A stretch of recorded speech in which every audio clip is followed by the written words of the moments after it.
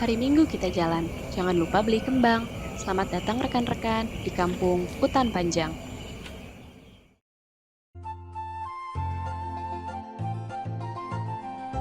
Jejak sejarah kampung Hutan Panjang dengan pelingkup Kali Sentiong dapat ditarik mundur sampai 1 abad yang lalu.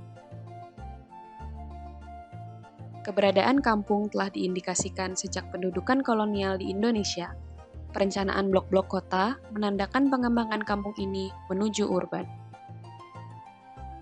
Sebagai salah satu bagian dari kampung kota, RW 10 Hutan Panjang diduduki lebih dari 3.600 jiwa.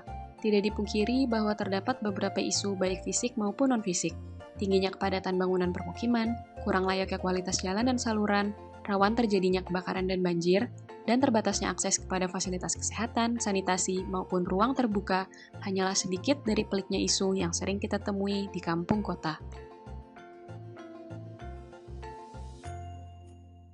Sehingga, upaya penataan kampung hutan panjang didasari pada asas peremajaan lingkungan binaan yang sehat dan mendukung penghidupan masyarakat, pemberdayaan komunitas yang partisipatif, berketahanan, inovatif, dan kolaboratif, serta memberi potensi bagi restorasi ruang hijau dan ruang biru.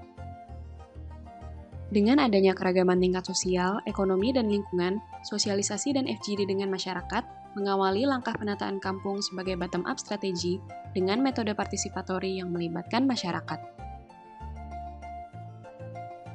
Konsolidasi lahan dilakukan untuk menata kepadatan hunian terbangun, di mana selama prosesnya, warga direlokasi secara temporer ke hunian transit.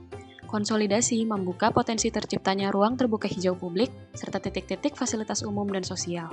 Sejalan dengan itu, dilakukan perbaikan infrastruktur, sarana prasarana, dan peremajaan bangunan sehat. Secara non-fisik, program mencakup pemberdayaan masyarakat yang memberikan kesempatan untuk mengembangkan potensi ekonomi lokal.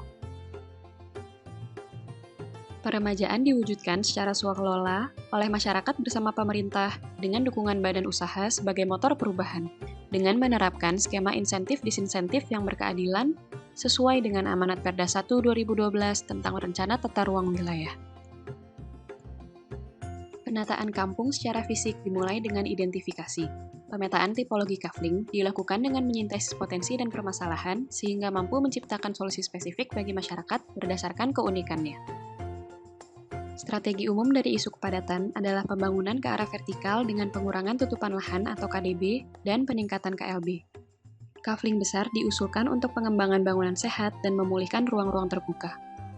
Kafling sedang dengan bangunan deret direkomendasikan pada pengembangan bangunan sehat.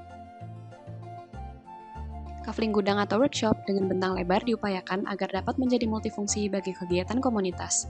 Sementara pada kafling kecil atau kumuh, konsolidasi dapat dilakukan berdasarkan 3 skenario. Skema konsolidasi terkecil dapat dilakukan pada 2 kafling.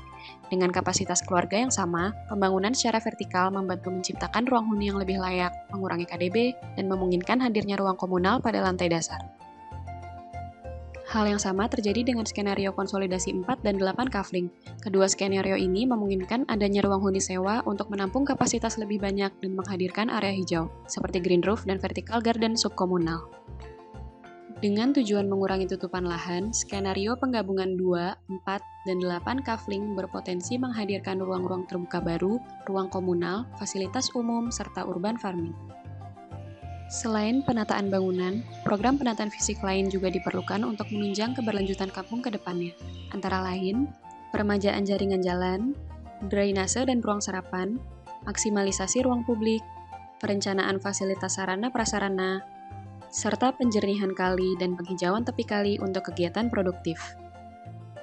Dalam menanggapi rencana pembangunan jalan berdasarkan RDTR DKI Jakarta, terdapat area dengan rekomendasi fungsi khusus, misalnya fungsi komersial dengan revenue jangka pendek untuk mempersiapkan rencana relokasi. Aspek-aspek penataan kampung hutan panjang ini juga mencerminkan program kota tanpa kumuh yang dicanangkan Kemen PUPR, dengan tujuan mewujudkan permukiman perkotaan yang layak huni, produktif, dan berkelanjutan.